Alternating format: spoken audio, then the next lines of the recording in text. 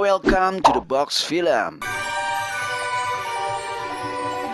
Mona berjalan di tengah-tengah mayat manusia, namun ia sadar bahwa itu bukan merupakan akhir dari kemenangannya. Semua hanya permulaan, dan sudah dipastikan Jepang akan segera melakukan serangan balik yang jauh lebih dahsyat.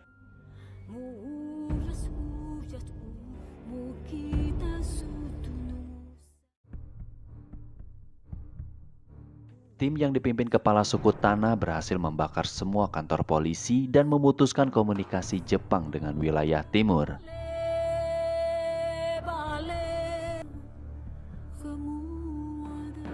Wakil komisaris yang tadi jatuh ke jurang berhasil selamat langsung melaporkan kejadian ke divisi lain. Nani? Bisa banget?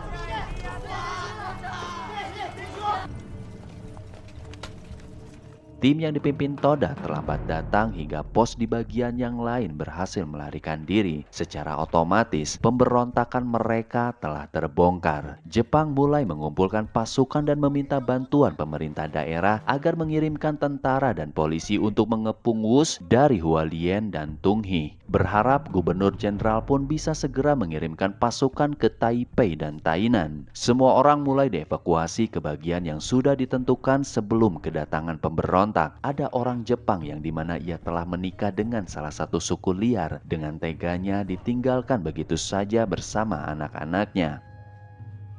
Kojima yang saat itu berpatroli dalam kawasan suku Toda belum mengetahui pemberontakan tersebut. Takun yang telah mendapatkan pesan dari Mona datang sambil terengah memberitahukan semuanya tentang pemberontakan besar seluruh suku Sedik. Nampaknya mereka pun semangat ingin ikut membantai orang Jepang. Seketika Kojima pun menjadi sasaran, namun Temo Wallace mencegah mereka semua.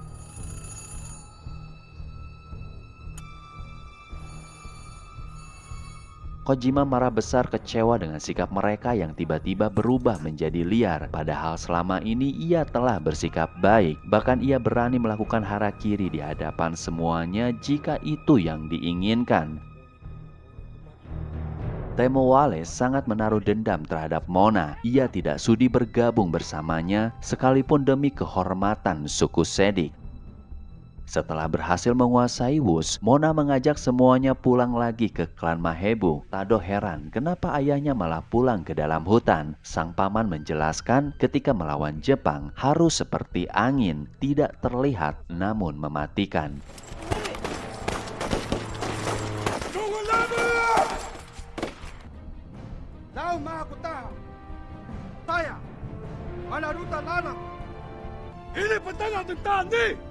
Puluhan pesawat Jepang sudah memasuki pulau. Para tentara dan polisi mulai mengambil posisi di berbagai tempat, bersiap-siap melancarkan aksi serangan balik. Orang-orang Hans yang telah dibebaskan Mona, kini nasibnya harus berakhir di tangan Jepang yang akan segera menangkap mereka semua.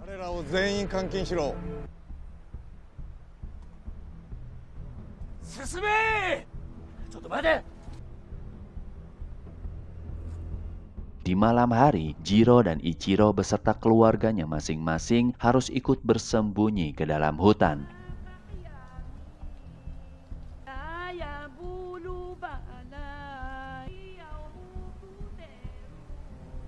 Esoknya, komandan memberitahu Kojima kabar atas kematian istri dan anak-anaknya. Mendengar itu, sudah pasti ia sangat terpukul.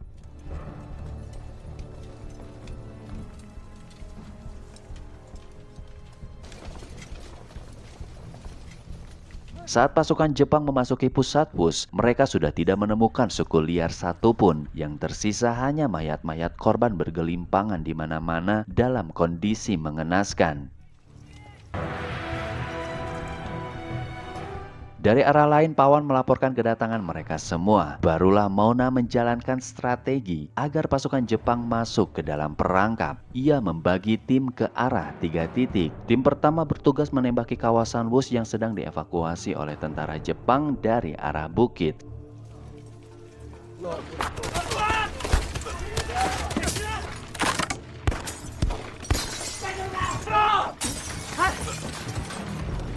Sedangkan tim kedua menyerang pasukan Jepang di dekat sungai.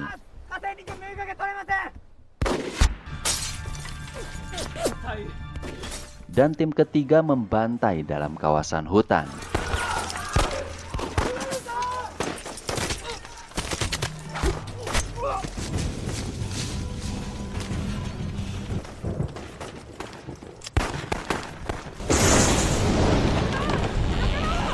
Baso segera evakuasi penduduk Mahebu ke tempat yang lebih aman. Para wanita akan dikirim pergi ke klan Paran dan gua-gua yang sudah disediakan. Saat itu, Jiro terpaksa harus merelakan istrinya karena ia sedang mengandung dan tidak tega jika terus bersamanya di dalam hutan. Situasi Jiro dan Ichiro semakin memprihatinkan. Mereka berdua hanya bisa berdiam diri tanpa ada kesempatan ikut berperang.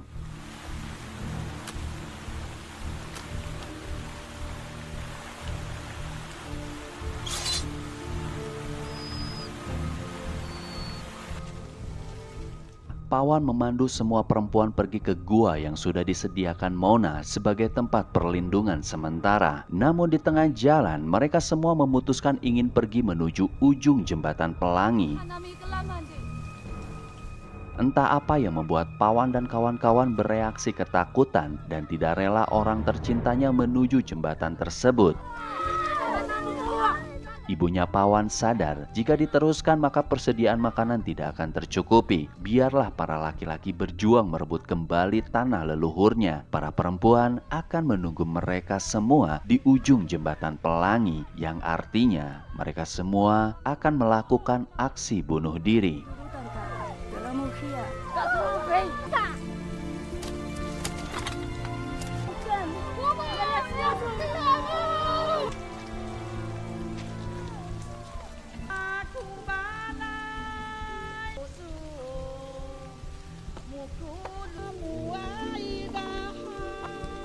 Dari arah lain, Jiro, Ichiro beserta yang lain pun akan melakukan aksi bunuh diri bersama. Mereka semua sudah pasrah menyerahkan hidupnya demi roh leluhur.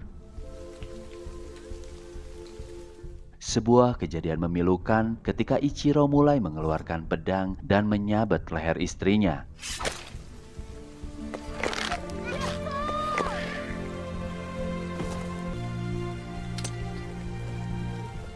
Kemudian ia membekap anaknya sampai tewas.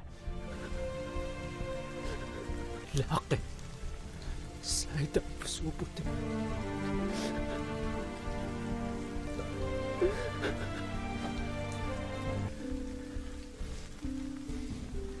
Lalu Ichiro menancapkan pedang ke dalam perutnya.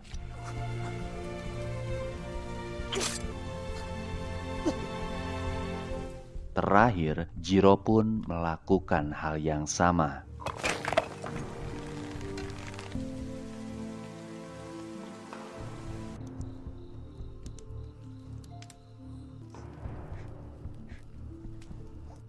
Esoknya, Temu dan Tado menyelinap dan menyerang ke setiap pos penjagaan. Kemudian Tado membidik pos yang lainnya. Setelah dilumpuhkan, mereka berdua mencuri sebagian amunisi. Pihu pancing tentara Jepang agar mengejarnya masuk ke dalam hutan.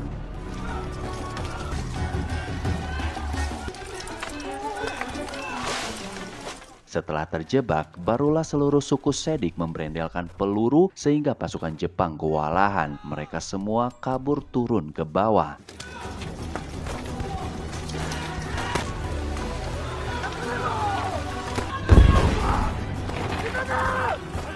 Sang ketua Dado menembak sarang tawon agar mereka keluar dari tempat persembunyiannya. Di tempat lain, serangan suku Sedik semakin brutal. Mereka mengepung tentara Jepang dari arah atas dan bawah.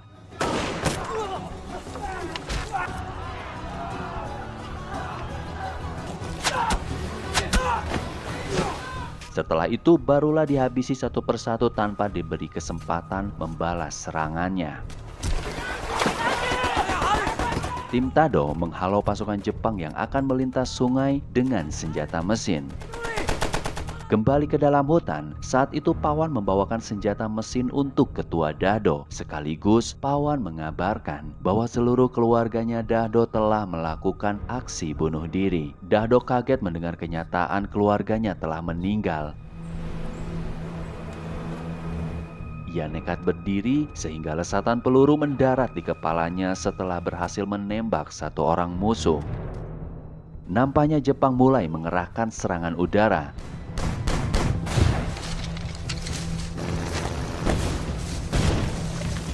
Suku Sedik dibombardir di setiap penjuru sehingga mereka semua berlarian menyeberangi jembatan. Demi melumpuhkan pengejaran, jembatan harus dirobohkan.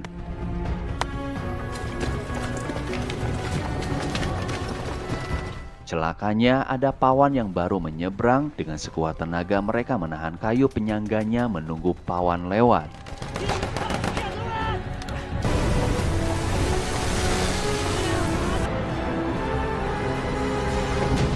Di dalam markas Jepang, sang ketua Kamadaya Hiko marah besar seolah mereka semua sedang dipermainkan oleh 300 orang pemberontak. Kini Jepang mengakui kehebatan taktik pertempuran suku pedalaman. Cara lain yang mungkin dapat melumpuhkan mereka adalah dengan melakukan serangan bom gas beracun.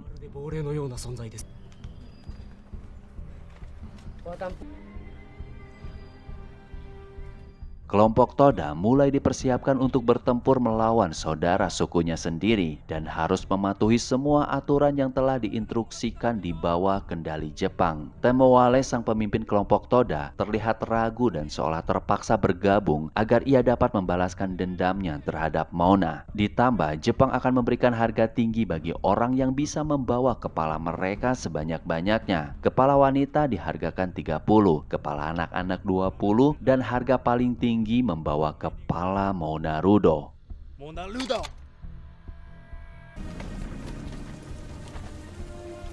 Kini Jepang sedang mempersiapkan segera meluncurkan bom gas beracun. Padahal waktu itu bom gas masih dalam tahap eksperimen dan belum teruji efeknya. Namun Kamadaya Hiko tetap memaksa meskipun telah dihimbau bom tersebut belum bisa diluncurkan.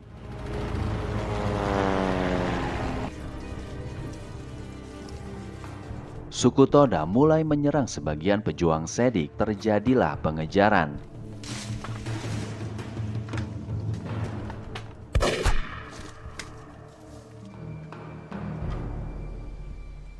Satu orang berhasil dikepung. Ia dengan gagah berani memilih bunuh diri sebelum dihabisi mereka semua.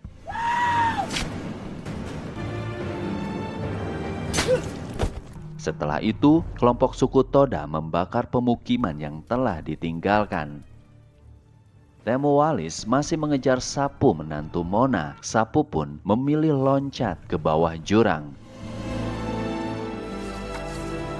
Di tempat lain, Mahung, istrinya Sapu, merasakan firasat buruk hingga bom jatuh di sekitar areanya yang menyebabkan anak pertama Mahung harus tewas. Bom gas racun telah diluncurkan ke beberapa titik sehingga mereka semua berlarian dan muntah-muntah.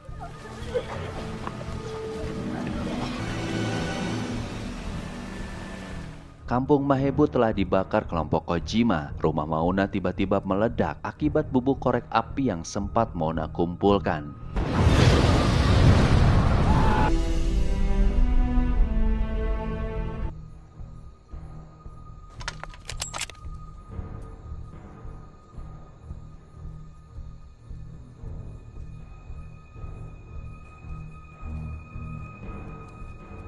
Lalu datang Pawan bersama kawan-kawannya. Mereka semua memaksa Mona agar diizinkan memegang senjata dan ikut berperang bersama yang lain. Pawan tidak ingin mati hanya karena terkena gas racun. Ia ingin menghabisi tentara Jepang sebelum kematiannya. Mahung sangat terpukul melihat putra pertamanya tewas. Ia terpaksa membuang sang anak ke bawah jurang, kemudian disusul membuang anak keduanya yang saat itu masih hidup. Setelah itu, Mahung pun lanjut bunuh diri. Di tempat lain, sebagian pejuang Sedik yang terkena racun gas pun memilih segera gantung diri. Ya usah. Kelompok suku Toda tidak sengaja masuk ke dalam kawasan di mana banyak mayat wanita bergelantungan. Temuwalis terenyuh. Ia tidak ingin meneruskan lagi perintah Jepang. Kojima marah sehingga Temu berontak dan menegaskan ia berjuang untuk mempersembahkan darah kepada nenek moyang, bukan untuk membalaskan dendam atas kematian anak istrinya Kojima. Babak selanjutnya, Pihu bersama yang lain hari itu membawa daging perburuan ke suatu tempat untuk menjebak suku Toda. Sedangkan Pawan sengaja memancing perhatian tentara berlari ke arah jembatan gantung.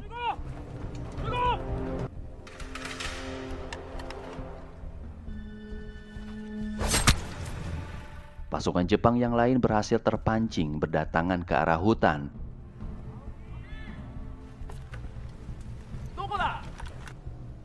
Setelah masuk ke titik target, barulah dihabisi semuanya.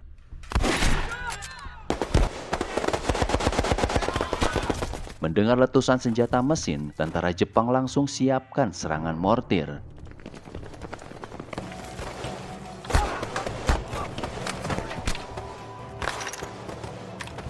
Setelah berhasil melumpuhkan pasukan Jepang, pejuang Sedik perlahan menyelinap mencari tentara yang sedang bersembunyi. Baso yang saat itu posisinya masih di atas pohon berhasil terdeteksi dan terbidik musuh hingga ia kena tembak di pipinya.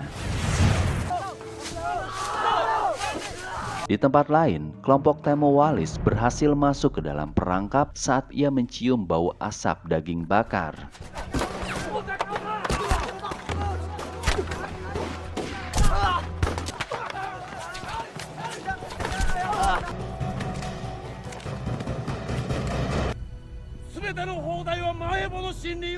Baso berontak kesakitan. Ia memohon segera penggal kepalanya. Sang kakak tidak tega mengayunkan pedangnya. Akhirnya Pawanlah yang berani mengakhiri penderitaan Baso.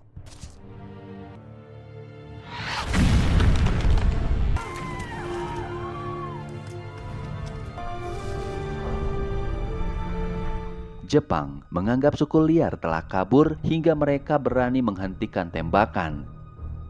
Ternyata perkiraannya salah. Mona menggiring kembali pasukannya menyerang Jepang sampai titik darah penghabisan.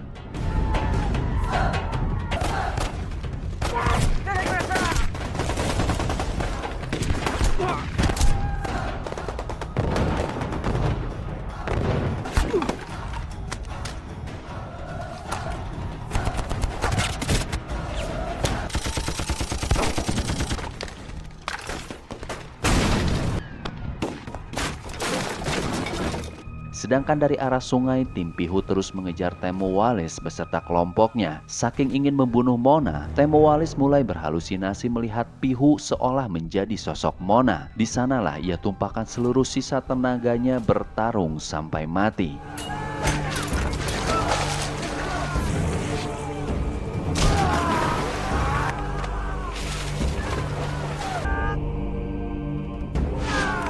Pasukan Jepang semakin terdesak. Mereka terus mundur ke belakang menghindar serangan suku liar.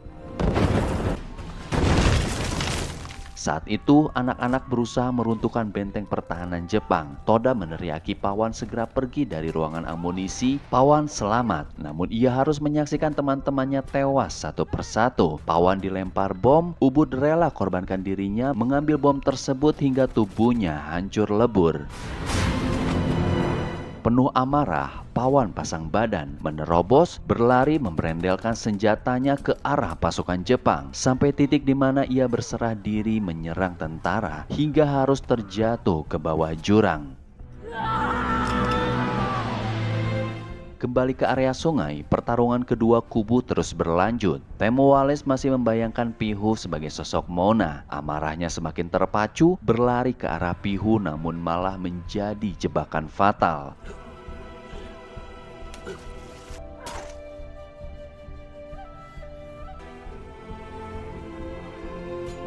Dalam kondisi tertembak, kepala suku Tanah berhasil melemparkan bom ke sekumpulan pasukan Jepang. Hingga Mona beserta yang lain dengan mudah menghabisi mereka semua.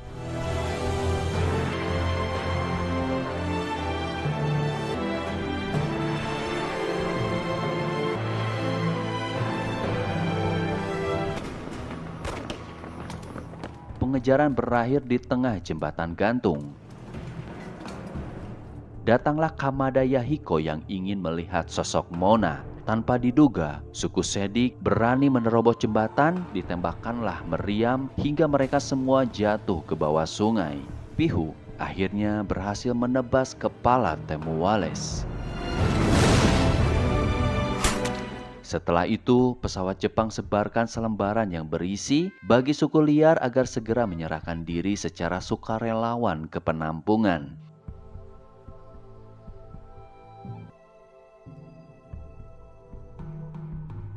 Mounarudo kini telah berada di titik akhir perjalanannya. Ia memilih pergi dan menyerahkan kepemimpinan Mahebu kepada Tado.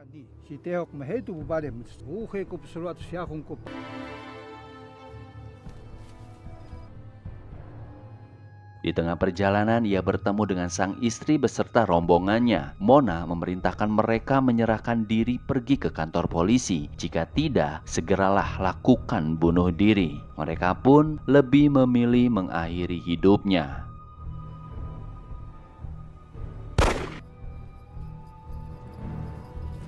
Setelah itu, Mona membakar jasad mereka.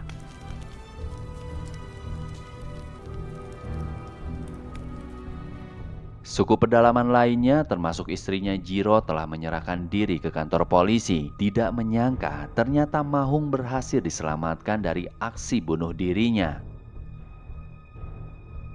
Kelompok Toda yang berhasil selamat mulai menyerahkan tangkapan kepalanya di hadapan petugas dan menagih uang yang telah dijanjikan.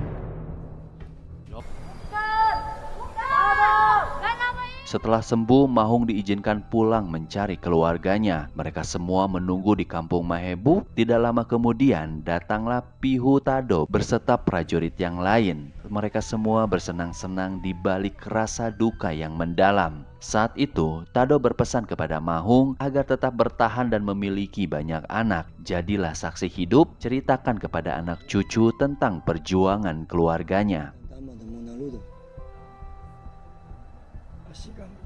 Setelah itu, Tado bersama yang lain pergi lagi ke dalam hutan.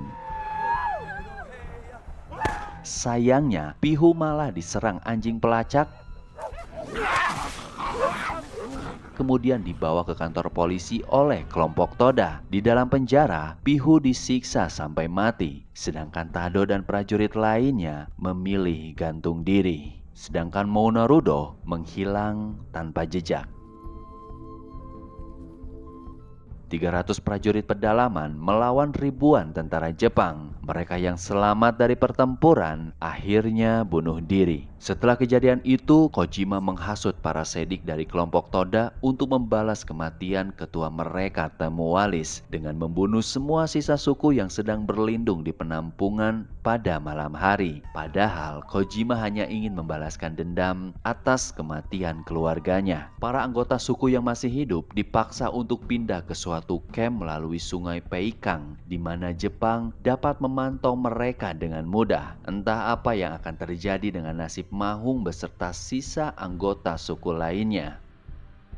4 tahun kemudian, di dalam gua di suatu tempat jauh di pegunungan, ada seorang pemuda menemukan jasad yang diduga itu adalah jasad Mounarudo. Setengah dari tubuhnya membusuk menjadi kerangka, sementara separuh lainnya seperti mumi. Pada tahun berikutnya, jasad Mona lengkap dengan senjatanya ditampilkan di depan umum di acara perayaan pameran di Nenggao dalam proyek pembangunan balai kota. Setelah itu, tiba-tiba jasadnya menghilang tanpa konfirmasi yang jelas. Peninggalan Mounarudo ditemukan kembali setelah 39 tahun kemudian di ruang spesimen Sekolah Tinggi Kedokteran Nasional Taiwan University, dijaga oleh keturunan Mona. Setelah 43 tahun, akhirnya jenazah Mona dikembalikan lagi ke Wus, tempat kelahirannya, untuk dimakamkan dengan layak. Terima kasih telah menonton, sampai jumpa di cerita selanjutnya. Wassalam.